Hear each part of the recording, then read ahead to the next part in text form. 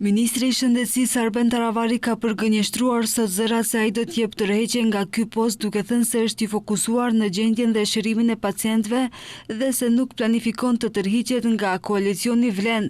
Ndërkohë i pyetur nëse është takuar apo jo me Ali Ahmetin, ai tha se ka pasur kanale komunikimi, por se nuk është takuar.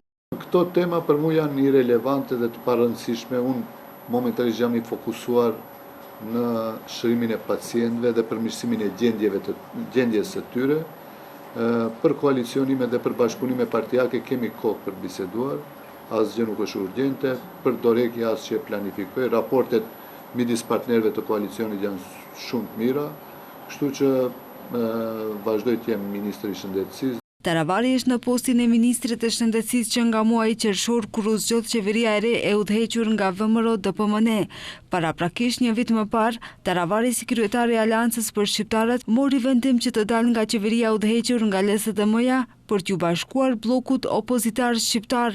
Pas kësaj u formua koalicioni Vlen, i cili pas zgjedhjeve parlamentare të vitit të kaluar u bë pjesë e qeverisë, ndërkaq Aleanca për shqiptarët u nda në dy pjesë, ku pjesa e Zjadin Selës ju bashkua koalicionit të udhëhequr nga BDI. Në lidhje me atë se kujt i takon partia, ende ka proces gjyqësor.